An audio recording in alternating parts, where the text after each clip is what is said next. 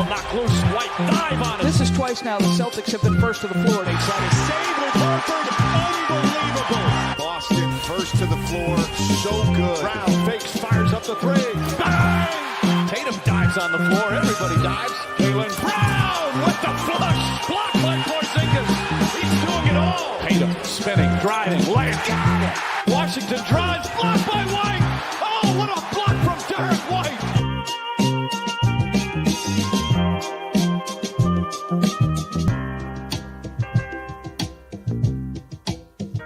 Wayne Spooney here, First of the Floor podcast, and I am joined by not just Jake Eisenberg, Beantown Jake Eisenberg. Jake, fresh off a 40-hour trip, buddy. How you feeling? How's Boston?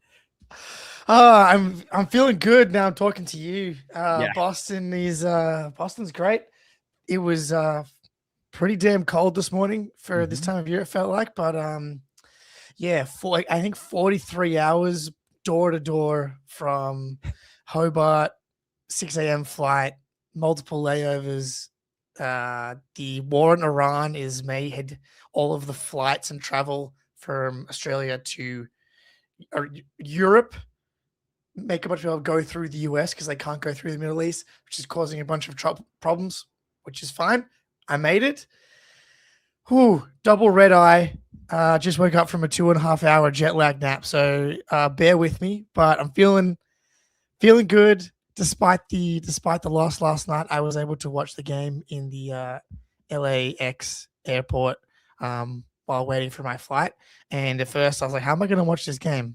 Because it's not, I just usually fire up League Pass, but I do have Amazon Prime, which doesn't usually have basketball but now it does. And so I enjoyed the Taylor Rooks Tatum interview pregame. And then I did enjoy the game. I think while it kind of reinforced some of the worries I have, it was a great game, and there's still lots to be feeling good about. How are you, Spoony? I'm doing great. I am a lot less tired than you. I can definitely say that, but I'm also quite jealous that you're up in Boston about to cover the game. But dude, yeah, I'm with you. Awesome basketball game. I tweeted out this morning, like, I understand 10 teams don't care, and that's bad. But when you have a matchup with the 20 teams that do care, the level of basketball this season is fucking incredible, man. Like, I threw on Spurs Trailblazers randomly the other day, and I was like, damn, this is a really good game.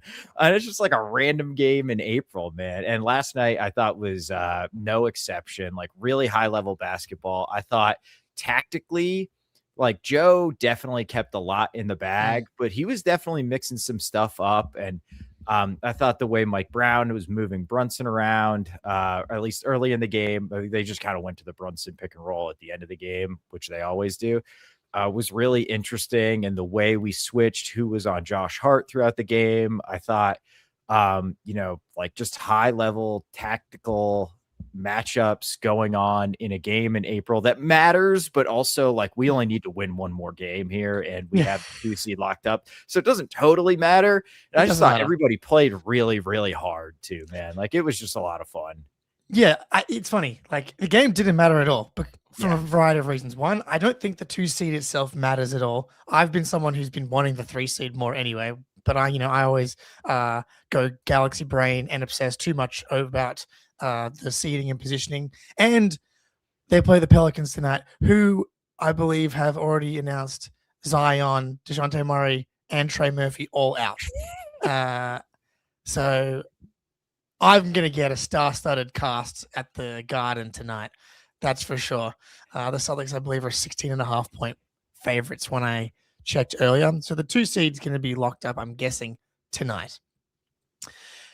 But and then on top of that, obviously you don't have Jaylen Brown, and you haven't had Jaylen Brown and Jason Tatum for any of the 4 matchups this season. You're now 1-3 against the Knicks this season. You're now 2-7 against them in your last 9 games? No, we won 2 games. 3-7. Yeah, 3-7. Yeah. And I would still say, though, you haven't had both Jays in this matchup. And If I was a Knicks fan, I'd be sick of hearing about the Celtics making excuses for last year's series as well. And I'd be like, give me the fucking Celtics. We keep beating them. All this if shit. But the reality is the superpower of the Boston Celtics has always been in this era, Jaylen Brown and Jason Tatum. And I thought Tatum he played fantastic in the game last night, especially early. The playmaking, and Stan Van Gundy on the broadcast was like, man, Jason Tatum's passing is out of control. He was dicing them up early. I almost feel like the game was lost in the first quarter where they should have been up. They should have been able to build like a 10+ point lead, but they couldn't hit shots. They were 5 for 21 from 3 for a large stretch of the game. And that was both the 3-point shots that Tatum was generating, his own pull-ups that he was generating. They couldn't knock down any shots. They still managed to go on their own run, and then they had plenty of chances to win the game despite that. But I thought right there was the chance to kind of break it open and give yourself a lot of margin for error, which they were not able to do, unfortunately. But I thought Tatum ran out of gas late in the game. And yeah, makes sense. And that's why you need Jaylen Brown. You need the relentless. I talked about the Giannis comparison. That 20 drives a game, going at Robinson, giving yourself another just that different element of offense that can help loosen up the defense. Also, just lighten the burden for Tatum, because I thought despite Tatum playing 40 minutes, which is fucking amazing to see in itself, and as well as he played, he can't go Jaylen mode. He can't go 35 shots and maintain that level of physicality yet.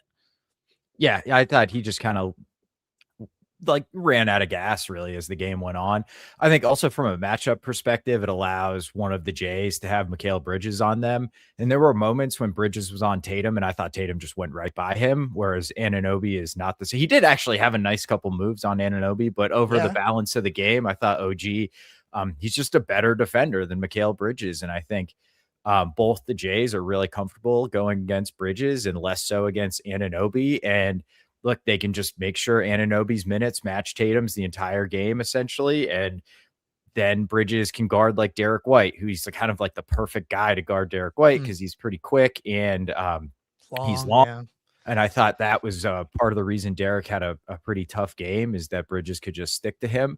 Whereas when it's the Jays and Derrick, it's like Jalen Brunson's guarding Derrick White now. Yeah. And we're really, really cooking when both the Jays are out there. So I actually came away from this game pretty encouraged. Look, we 4-0'd them in the regular season last year, and that did not matter in the playoffs. So I'm not going to take too much away from these regular season matchups. And I'm with you. Tatum had 17 potential assists last night, which is an absurd number. His adjusted assists, which is the NBA.com tracking, tries to think how many good shots did you create? And they thought he should have had 13 assists if we were kind of making shots at our normal percentage. So just an incredible passing game. It just felt like at times he forced some shots when he shouldn't have. I thought he just, to me, looks a lot more comfortable going at a big than he does Brunson or somebody. He had trouble getting by Brunson and then would have to kind of turn it into a post up and had trouble moving him, and settled for some mid-range followays that I just felt not shots I love from him. Whereas if that's Jalen, that's his shot. You want him to get that shot against Brunson all game long. But I did think Tatum had a lot of success going at the bigs, and anytime it was Cat in whatever half drop, I'm not even sure he kind of gets up to the level and then sometimes doesn't. Cat's pick and roll defense is a mess, and Tatum just split him a million different times and was spraying it out to shooters. So one thing I really was encouraged by was we did a very, very good job on the glass. The Knicks only had 5 offensive rebounds. Nimi himself had 6. And when Robinson's out there, that's one concern I have, is keeping the Knicks off the glass. So that is probably my biggest takeaway from this game from a positive perspective, is we dominated the glass, really. Yep. Yeah, I'd love to see that. And that's been one of my biggest concerns. And I've been less concerned about it because of the dominating rebounding duo of Tatum and Cater. And we'll get to Vucevic as a whole, but he actually he did hold up on the glass, especially in the second half. I thought he rebounded really well. You and Steven are on the same wavelength. He also mentioned the 17 assists in the chat. He also mentioned 15 drives for JT last game, a season high so far. I know that he settled, I think, at times for the pull-up three over Mitch Robinson. I just don't think it's realistic right now for him to ask 20 drives of him a game. Yeah. It's just not going to happen. And so, yes, he did settle. And then, he did drive on Robinson and then finished over him. It's and people are see, this is why you have to drive. It's well, it's fucking hard to drive Mitchell Robinson. Yeah. It's really fucking hard while you're running the offense and being one of the best rebounders and, guarding all these positions. This was a really good ramp-up game for him, to be able to play those 40 minutes. I think get the jitters out. I think once you get into the game, I'm sure he was all the PTSD stuff goes away once you just got doing all this stuff. There's no time to think about that. On that though, when he fell down in the second half, kind of in the exact same spot, yeah, dude, and in the exact same way, almost horrifying. Horrifying. Yes. It sucks that it's on one hand, it sucks that this collision course is happening, but it's fucking awesome from a narrative sports story perspective. The Knicks, Celtics, a rivalry has absolutely brewing here. And you add this story element with the Tatum Achilles. It's pretty wild, but I think I felt overall good about the game. And then the margins wise, I think the rebounds you mentioned, the turnovers, 5 of them happened in the fourth quarter. Yeah. 3 of them from Tatum. And I think that ties back into the fatigue element, is that he just started getting a little bit sloppy and loose with it. And that's why having Jalen is really important. But you also mentioned the keeping of some cards in your pocket, right? I think if I had to point to a spot where we lost the game, it was on defense. Yep. And specifically the last quarter and the last 5 minutes, or as soon as they started spamming the Towns, Brunson pick and roll game. Because the Celtics still had 121.8 points per possession last night, 69th percentile, to the Knicks, 130 points per possession, 87th percentile. That's where you lost it. I think, and if it's a playoff game, I don't think Joe Mazzulla is just sitting there and watching them kill Neemias Queta. And I think it's okay to try just to get those reps and be sometimes you just need to guard it better, even if you stay in the same coverage. The other part of it, as we know, Tatum, Jalen on Cat, and that's just a switch. Simple as that, as opposed to dunks and wide open threes. Yeah, man, and the 96th percentile in half-court offensive efficiency for the Knicks. So, yeah, I'm with you. Completely a defense loss. Part of that comes down to just straight shot making, right? Josh Hart's just buried. That 3 he hit, I think it's the second time. The last 2 threes he hit that kind of iced the game were just ridiculous. Yeah. I'm oh, great defense. And then they go in, and sometimes that's life. That's basketball. You know, he doesn't make that 3. I think we're up 1. With the ball. So that's just tough. But yeah, dude, there's no way Joe lets Queta just flounder out there for the last 5 minutes of the game while conceding layup and open threes. He either just lets Queta switch. Queta had a couple Brunson switches that I thought he looked pretty good. But he didn't go to it in the fourth quarter at all. And exactly, if we've got Jalen out there, you can put Jalen on Brunson. You can have either Tatum or Queta on Cat. You can switch. There's just a lot more things you can do with the extra J out there, that extra long, rangy, strong defender.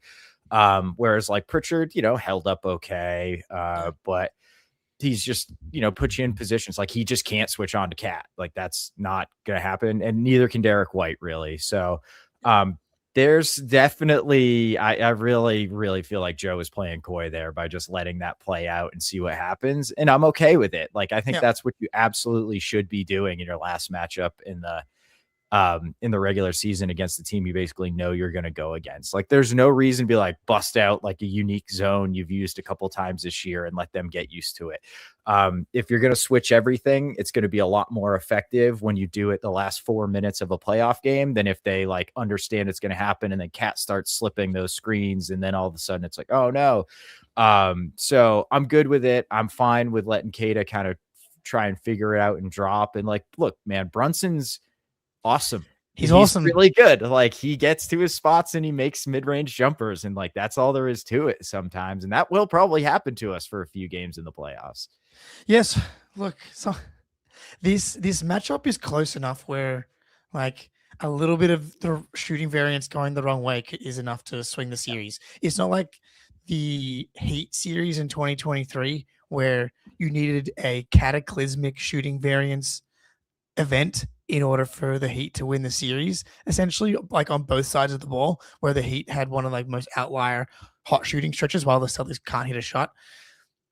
Like last night, the Celtics shoot 37% from three while the Knicks shoot 43%. And obviously that's a hot shooting night from the Knicks, but that's, it's not out of the realm of possibility. Like the Celtics still shooting 37% on 43 shots. Like, I think this matchup is close enough where those sorts of things are going to decide the series. I feel good. Like, I think the Celtics will be favored rightfully in a series, but having OG, having Mikal, having Hart, like they had some bigger, longer guys, and then the size of Cat and Mitchell Robinson we haven't even talked about. Hopefully we sign him with the mid-level exception. Hell yeah. Just awesome. for the simple fact of getting him away from the Knicks, because it's crazy how much better I feel when he's off the court and Cat's on than when vice versa is happening. Granted, Cat was a huge reason why they just kind of kicked our ass in the final stretches of this game, but he's a tough matchup for us. And I thought Vooch started to kind of handle that matchup better in the second half. But from their side playing Koi, Thibodeau didn't switch all 4 matchups last season and then gets to the playoffs and starts switching. Granted, that works a lot better when Jaylen Brown needs meniscus surgery. Yeah. So like, I'm not sure how tenable that is with this version of Jaylen Brown, but that's something that I did that was really encouraged by. Multiple things, but Peyton Pritchard and just this playoff run in general. Like, who do you feel the best at? Late shot clock, big bucket, isolating on Karl-Anthony Towns.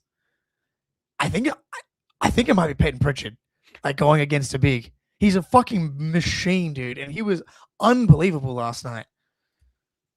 Yeah, dude, Pritchard was awesome, and I believe he still tops the charts in points per possession for isolations. Assuming you like sort of flatten out the number of possessions. Yeah, like Luke Cornett technically leads the league in ISO efficiency, but he's done it like 7 times this year.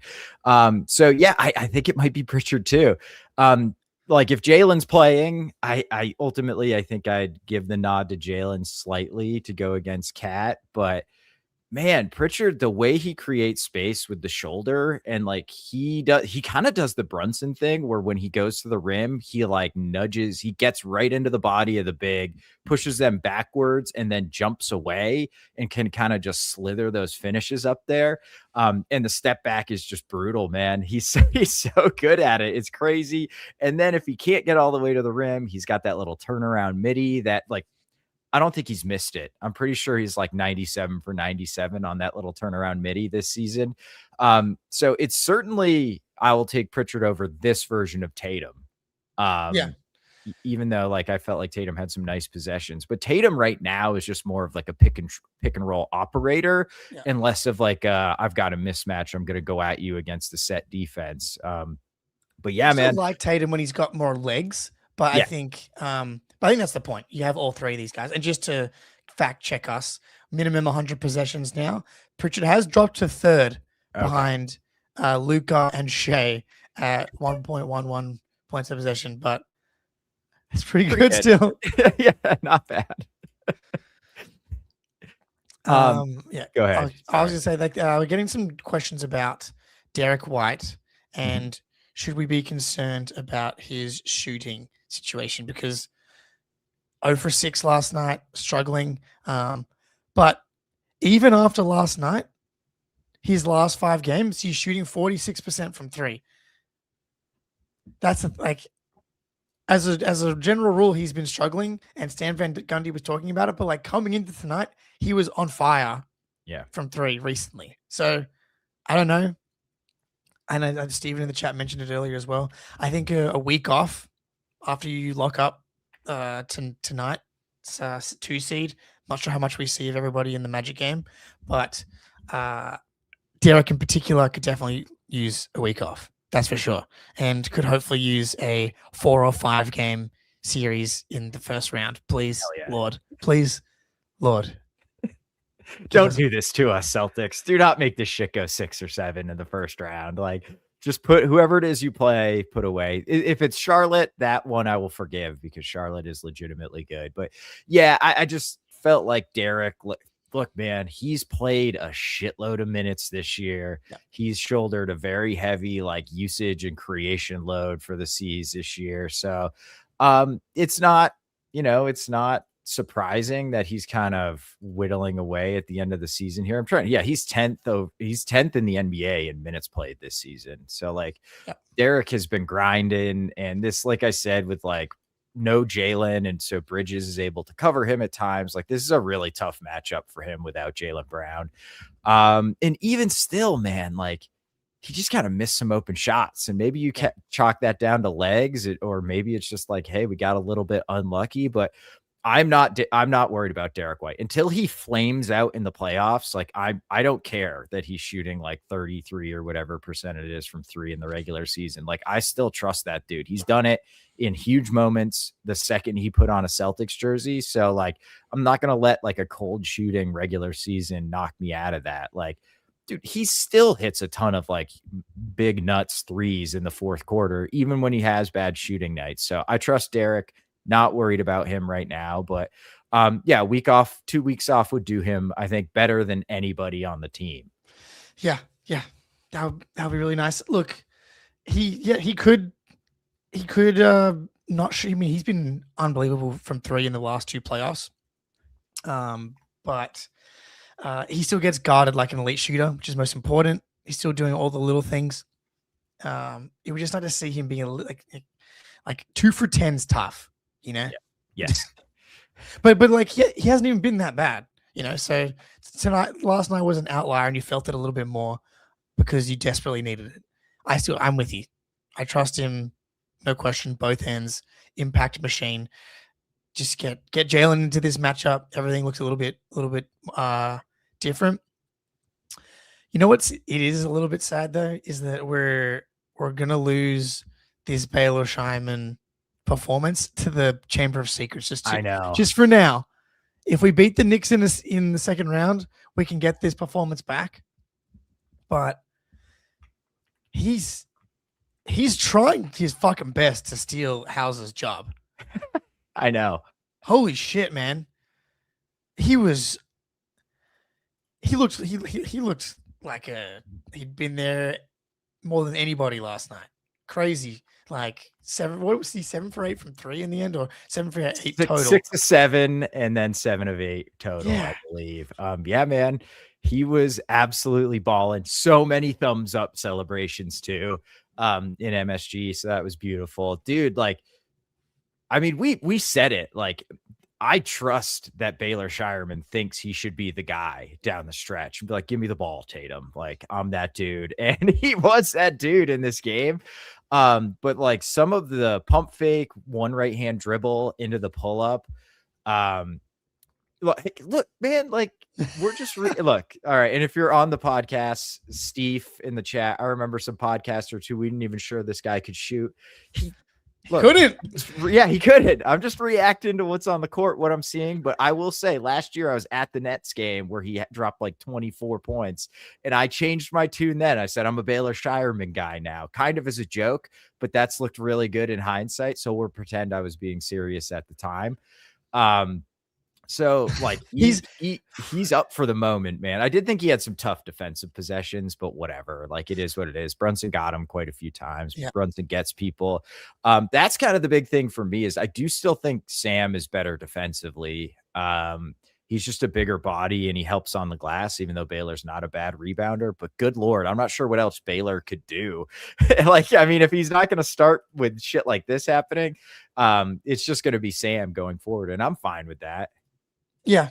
I don't think maybe Joe changes it like down the stretch. Like this was perfect, right? Like Baylor should have been closing. What was it? It was Tatum, Derrick, Pritchard, Baylor to close.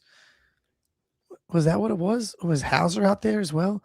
No, I think you're right. Yeah, I think it was Baylor instead of Sam. Right? Yeah, and it's like it doesn't really matter who starts to me. Right. It's like play the game. If Baylor's playing better than Hauser, then close with Baylor as he did last night. Yeah, he's ready for it. He's ready for it. And like you love what you've seen from guys like Baylor and Cater all season long, and you have the caveat of we got to see it in the playoffs. But there's no reason to believe if you can play good in a game like last night that you can't play well in a playoff type environment. It is different though. I was thinking about it. It's like, yeah, it's great to play well in a big game like that last night with a lot of people watching. It is different knowing though, if I miss these shots, our season's over today. Yeah. Not like, oh, tomorrow we play the Pelicans and we can lock up the 2 seed. And this game actually doesn't have real stakes because we're playing 82 of these fuckers. Game down 2-1 on the road. Yeah. And you lose, you go down 3-1. Those shots are scary. I do think that he's still going to believe that he's ready to go, but it is different. Yeah. It is different. Yeah, it's one of those things like you can't just really assume a guy is going to be able to step up in that situation until he does, right? Because even though like Baylor can have all the confidence in the world, but ultimately it's like a small sample size situation and the shots are either going to go in or they won't. But I'm betting on Baylor. So, all right. Okay, before we keep chatting, we got to hit some prize picks. We got to pay some bills here. So the playoff push is heating up and there's no better way to cash in on if you're right on the high-flying hoops action than PrizePicks, where it's always feels good to be right. Every bucket, every dime, and every win means more when you're playing on PrizePicks. And with the brand new Team Picks markets, you can now pick game winners, spreads, and totals on top of the player picks you already know. So cash in if you're right during all the clutch buckets, slam dunks this spring with Team Picks on PrizePicks. There's so much good basketball. I've been saying, give me more on Nemi rebounds. Give me more on Tatum points, assists. He had another monster points, rebounds, assists game. Give me more on Peyton Pritchard points as we go into the break, as we go into the play-in tournament here. So on PrizePicks, I can even pick who's going to cut down the nets. Who's going to win a ring this summer? Sorry, that's the old stuff. Whether it's the tournament, the playoffs, or even baseball, I can call my shot and cash in if I make the right picks, all on PrizePicks. Team picks are available now in 35 states, including California, Texas, Georgia, Washington, and more. It makes it super easy to pick game winners, spreads, and totals, all on PrizePicks. Download the PrizePick app today and pick your first game winner, spread, or total as the playoff push rolls on, and get $50 in daily fantasy lineups when you play your first $5 lineup when you use code CLNS. That's code CLNS to get $50 in daily fantasy lineups when you play your first $5 lineup. PrizePicks. It's good to be right. PrizePicks, yeah, it's super fun. Add a little extra spice to a matchup like last night. Maybe the Celtics lose, but maybe you can get a little extra on top because you had that points, rebounds, assists, and Nemi rebounds and all the fun stuff. So go check out PrizePicks and support the show. All right. Scheierman was awesome. What do you think about Vuce last night? Yes, I was thinking that's where we should go next. Yeah. I thought first half was kind of a disaster. Agreed. Not kind of. First half, disaster. Second half, good. I thought, yeah. And I do think it's the correct process right now to try and get him acclimated and see if he can find a rhythm because the defensive rebounding is real. The size is an element that I think against the Knicks you need. And in the second half, they controlled the boards, and that's just going to be huge in this. And the shot making just feels like a complete spin the wheel. It's like a pure luck thing, which maybe it's true of all players, but right now with Vooch, it feels like I have no idea if any shot is going to go in, or if any, if he feels good or has the touch to complete any play right now.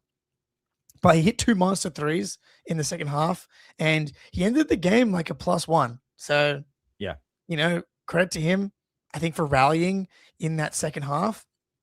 Joe did make an adjustment in this game where he started to match Vooch more with Towns, which I do think you have to do to a degree in the playoffs. It's going to be a little bit different because Cater, I think, can play kind of at least 33-ish minutes a night, whereas Robinson, it is interesting. Such an interesting situation, right? Like he basically doesn't play more than 20 minutes a game. Yep. And I don't know if that changes in the playoffs or not, but I do think that matching Cater with the Robinson minutes makes more sense. That being said, Vooch did play well in some of the Robinson minutes in the second half as well, and kept the boards under control. And he does give you a little bit of a different element offensively. I just hate how much he's looking for the post up. I know, but he's always done that his entire career, dude. I know, but you're not one of the guys on the team anymore. Yeah, you're not on the Magic anymore, bro. With Evan Fournier, get the fuck out of the paint. You're not on the Bulls. He needs to be more judicious with when he does it. I think because he's down there, he's calling for the ball, and I'm like, no, this is not the time. You don't have position. I don't even like the matchup. If it's late shot clock, maybe, but unless you get good position and have a matchup, I feel really good about. I don't really want you to get in there. Come set a screen. Look at go watch Luka Garza tape for real. Yep. Yeah. Seriously, all joking aside. Yeah, dude, there was a couple times I think he had OG on him, or it might have been Bridges on him, and he's posted up 12 feet from the hoop. For what are you doing, dude? Get that guy as far away from the paint as you possibly can. Look, if it's Brunson and you actually get your ass down there and actually get deep position, okay, we'll give you the ball.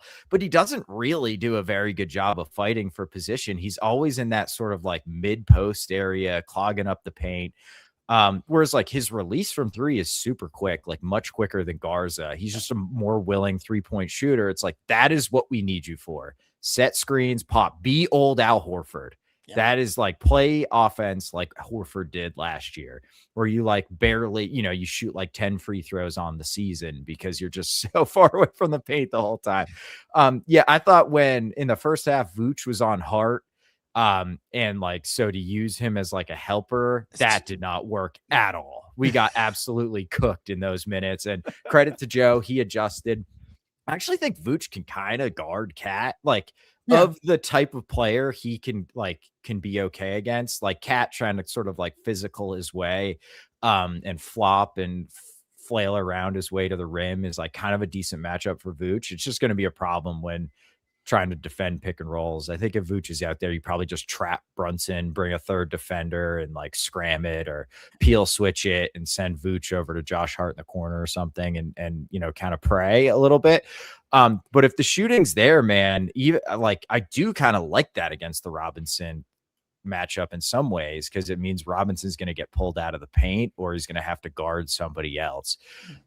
So I don't know, man. It's a very big cat and mouse. I think the problem is when it comes to the backup big spot, there is no real clear good answer, because I do think Garza gives you a lot more activity on the offensive glass, and he's a much better screener, or at least a more willing screener than Vooch.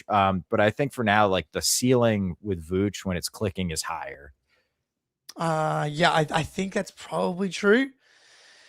What I am a little voice in the back of my head that is scared of is Missoula going down with the Vooch ship. Yeah. Like he did with the Porzingis thing. I don't think he's going to. I'm assuming he's learnt from that, and what he's doing right now is what we've talked about is we know what we have with Garza, and I feel confident in Garza's ability to come in cold and impact the game, because he's done it every time he's been asked to do that this season, whether it was he's not really playing early in the season, came in, awesome. Started struggling, back to the bench for an extended period, and when he came back was awesome. When Vooch got traded, Garza went back to the bench. Vooch got injured. Garza came back and was fantastic again. Again, all relative to expectations. So I'm confident in Garza's ability to come in cold and impact the game. But that being said, I do think you got to maybe like do you have to sprinkle a little bit of Garza in the first round, just like to keep him for like, you know, keep his eye in a little bit. I don't know, but the flip side is like, isn't that more time to like integrate Vooch, where it's sort of like lower stakes environment? Whereas like once you hit the second round, it's like we can't make any fucking mistakes. Like, say what you want about the Knicks, Cat is absurdly annoying. I have something about Mikal Bridges has always bothered me. But like they're a very good team. You know, I think you would agree. Like, I agree with you that we'll be favored, but it is not going to be by very much. We'll be like slight favorites in that series, I think. And so like, it's a delicate dance because like, do you give Vooch some more minutes in that first round to integrate? But what if he's playing poorly and you risk this series going 6? And it's like, fuck that. We already said, please don't do that to us. So part of me's like, Vooch and Garza are not different enough that I'd be willing to like waste time in the first round integrating Vooch. And I'd rather just be like, if he's playing bad, you're done, dude. Like it's at least we know Garza's going to play really hard, set a bunch of screens and offensive rebound. Yeah. And like if Garza's not impacting the game, you can go back to Vooch again. Yeah. Like, it's just keep pulling the levers. And Joe has pulled so many levers this season in games that I feel good about him doing that in the playoffs, where he's not going to sit on his hands like he did last time, and that's going to hurt if he does. We win last night if Godzilla played, says Howard in the chat. Maybe. I just don't think we can say that. Again, we won Vooch's minutes. Yeah. And he was huge in the second half with some of the shots he made. Like those threes were massive at the time. Yep. So I don't think it's impossible that could be a turning point. He ends up 4 for 7 last night, 5 boards. How many fouls did Cater end up with? He had 5 personal fouls last night. Cater cannot be in foul trouble. It's just not allowed. He had 1 silly foul and an offensive rebound like attempt that he had no chance in getting, and he was like complaining to the refs. And he looked to the coach's sideline, and he's like, "Guys, it wasn't a foul." And Tony Dobbins is like, "Doesn't matter. Don't care. Don't care. You put yourself in a chance to in a situation where you could very likely be called for a foul. You cannot do it, and especially in this matchup, but especially in the playoffs. Like we need Cater out there for as many minutes as possible. But yeah, I don't know on this game if we have too much more. Could maybe talk like standings watch for tonight and the next couple of, because we have tonight, then nobody plays tomorrow, if I remember correctly, and then everyone plays on the next day. Yeah, because they want to make sure like there's no extra tanking going on. I kind of like where we're at as of right now, but the probability stuff is probably not taking like injury reports into consideration. But as it stands right now, the Hornets have a 71% chance to be in the 9/10 and only a 29% chance to be in 6, 7, 8. And they play the Pistons tonight. I've not seen the Pistons injury report. Cade's back. I don't know if he can play. I know Cade's back, right? So like in theory, you would assume he plays again tonight because you want to get his wind back. They didn't play yesterday, did they? No. So it would make sense for them to play. And the way their culture is set up, I don't imagine them fucking around with like, we're going to try and tank out of this game, but they might just like rest guys because they're trying to stay healthy. I'm just trying to look it up on Twitter right now, their injury report. But if the Pistons can win tonight, that's going to push those percentages even further into so for the Hornets, nobody's on the injury report except for Kevin Huerter for an illness.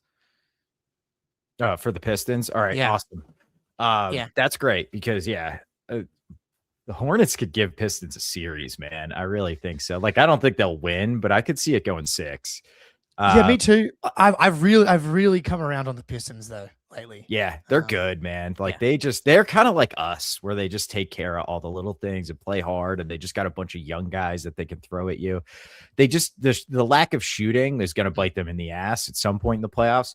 I don't think it will against the Hornets. Like Cade will eviscerate that Charlotte defense, man. He's so nasty.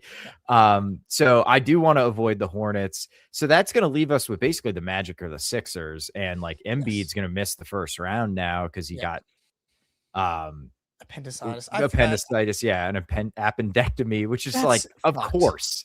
Yeah, man. Like, how unlucky could this dude get? Like, that's crazy. I was like, because I tapped into the Ricky last night. Ricky Sanchez pod, and I not for the Schadenfreude, but I was like, I have to listen to how they feel about this. Yeah, like, they were only going to go so far because, like, how long is he going to last with the physical stuff? But for it to then be just a complete outlier, random medical thing that happened, not one of these other things. His knees are actually fine right now. Yeah. And the playoffs start, like the play-in is in like 3 or 4 days. So that's the team you want in the first round right now. Yeah. It looks like because the Raptors, they're going to be in the 6 spot or the 5 spot. It looks like the Hawks in the 6 Who do is they play. Hawks have the Cavs tonight. Yeah. And they must play Monday. So that could be a loss. I mean, the Hawks the Hawks might fall down. Yeah, they could be the 7. I think they must have tiebreakers. That's true. Yeah, they're in the same division, right? Yeah, because they currently have a 94% chance of being in the 5-6. Okay. So I don't know. Like, the Hawks have been great, and they've played us. We play the Magic. Yeah, that's right. The Magic play us. But yeah, so the Hawks, like, they're definitely better than I thought. Like, the 14, like the streak they're on was a little bit like schedule fool's gold, but at the same time, they beat us. They took the Knicks down to the wire, but then they lost, and they took the Cavs down to the wire and they lost. And I think that the Hawks are going to provide like a 6-game series, but I would be pretty stunned if they were actually able to beat, especially the Knicks. I could see the Cavs doing it just because they just feel rickety to me. Yeah, man. And like in that Hawks game, they had like a 20-point lead and it ended up becoming like a 2-point game, and they pulled it out. But that's the team of the top 4 that are the most in danger of being upset to me. Like, as much as the Knicks have been up and down, I think the talent is kind of too much, and then like matchup versatility. But yeah, so I don't know. It's interesting, but I unless something crazy happens, these top 4 teams being upset by any of these teams, Charlotte's the only one, which is why Charlotte is the one I'm focused on avoiding. And then Magic, I don't like the Goga Patadze pulling Jason Tatum out of the air thing or some shit like that happening. That's the only reason for not wanting the Magic, which I do think is legitimately valid because he fucking like almost broke Jock Landau's neck a week ago. I do not want to play the Magic at all. And it's simply because like they were bordering on cheap. I don't know if they quite crossed that line last year, but I've been watching a decent amount of Magic. Desmond Bane should have a much worse reputation than he does, man. I have watched him like clean people out on like layups and fast breaks multiple times this year. So no thanks on the Magic simply for that. I think we would mop them up in 5 though, maybe even sweep them. So like from that perspective, if we can avoid getting people hurt, like I do think it would be a pretty easy series basketball wise. I'm also not worried about Atlanta, even though we probably will not play them. I think the Knicks would I don't know. The Knicks Hawks is kind of an interesting series, but I just don't think the Knicks will be able to score, even though like New York's defense. or yeah, sorry, the Hawks Yeah. will be able to score. Yeah, thank you. The Knicks defense is like pretty good by the numbers. I don't know if I totally trust it in the playoffs, but I do trust them against the Hawks to be able to get stops. And like that, just Brunson's just like a metronome, man. Like he's gonna get his. Like the Knicks are gonna get to like 106, 108 every game, and I'm not sure the Hawks are gonna be able to. They're relying on a guy who can't shoot to create a lot of their offense, which always can be a problem. And then like Nikhil Alexander Walker, like he's kind of like number one optioning for them. And I just, that kind of like, he's been great, but that terrifies me in a playoff series. So yeah, I'm with you. Like, I don't know if the Raptors have the horses to upset the Cavs. Yeah. So I think the Cavs will be fine in the first round. But if it was Hawks Cavs, that might get a little interesting. I saw a stat today, like the Raptors are 0-20 against choose X amount of teams at the top of the standings. Yeah. They have not a single win. They're bums, dude. That's so trash. Crazy. Yeah. That's crazy. But again, another example, like they comfortably take care of the Heat last night. Like it's just a mediocre shit, like not a good team. They can beat them. Yep. See a good team, no chance whatsoever. I hate the Raptors. I don't know why I hate them so much, but I just really do. It all goes back to that era, like the bubble series when Nick Nurse was on the court and Tatum threw him the ball and because he thought he was Tice and it should have been a tech and it wasn't. And that was when it was born for me, was that series, because fuck those guys. And it's funny how everyone online has like the same experience with Raptors fans. It's like they have the most insane fans out of anybody. Yep. And that's probably why. Yep. And it's so odd because anytime have met Canadians in real life around the world, they've been lovely. And agreed. Yeah. That does not seem to translate to basketball fandom online, at least. No, it does not. I think that the Raptor stat, I think it might have been the top 3 seeds in both conferences, because against the top 10 teams in point differential, they're 7-21, which is horrible, but not quite worse. Obviously, some of the real shitter teams are worse than that. So I think that's what the stat was. I saw that going around as well. Yeah, man, the Raptors got nothing, I don't think, for anybody. So like, the Heat have no chance. Like we have zero chance of playing them. And I think they would get destroyed by Detroit. So anything in the West you're looking at? Honestly, I haven't been as locked into the battles over there, but because like since the Thunder locked up the 1, there's the 3-6 is interesting with the T-Wolves in the Nuggets, because I know Jaden McDaniels just came back. Like, on one hand, the Nuggets, do you want to drop into the 4 or 5 and play the Rockets in round 1, but then you end up on the Thunder side of the bracket? You're gonna have to play them eventually, though, if you want to make the finals. It's like I would rather play the Rockets and just deal with OKC. Yeah, I mean, I think that either way, it's probably hard. But you're right. Yeah, but like, because you probably, if you do that, you go Rockets, Thunder, and you probably have to face the Spurs in the conference finals anyway, right? So it's like, I don't think, and this version of the Wolves, I don't know if I trust them to beat the Nuggets. I know, like in the way that they did a couple of seasons ago with the Towns version of the team with Randall instead. But I will say, from who I want to make the finals, the Nuggets are still the team I think that is the worst matchup for us easily. And it kind of is similar to this Knicks problem in that they have Jokic is a big man that we cannot solve. Obviously, he's very different to Mitch Robinson, but like we have no answer for him. Nobody does, but we especially just have never had an answer for him in any way. Aaron Gordon, Christian Brown, Peyton Watson, like Cam Johnson's playing well all of a sudden. Cam Johnson, all these big, strong wings. Like there are a bunch of guys that they can throw at the Jays. I think that matchup in particular is easily the worst matchup for us. Yeah, it's interesting. From a pure talent standpoint, the Thunder obviously scare me the most. But man, we've played the Thunder as well as anybody has, maybe outside of the Spurs this season. So, and I've kind of like inevitably been like coping, like if we make the finals, it's going to be the Thunder, and like, okay, I kind of like maybe J-Dub isn't 100% healthy, and like we can push Chet around a little bit.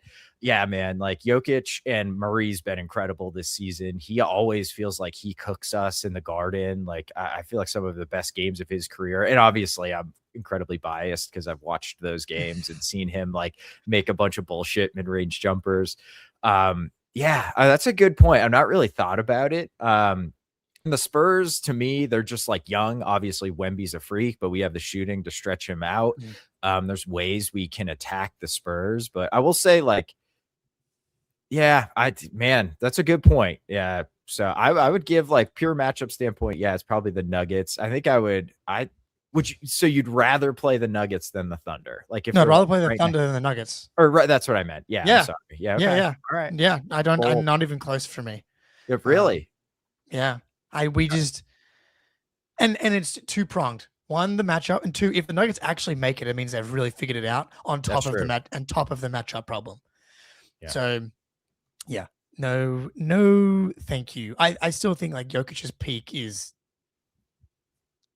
above anybody else's to deal with. Maybe ever. Yeah. Like, I mean, did you catch the Spurs Nuggets game? I did not. I heard Simmons talking about it, but I did not watch that one. Yeah. Like, I mean, Wemby was incredible too, but when the chips are down, Jokic is one of the most insane playoff players ever.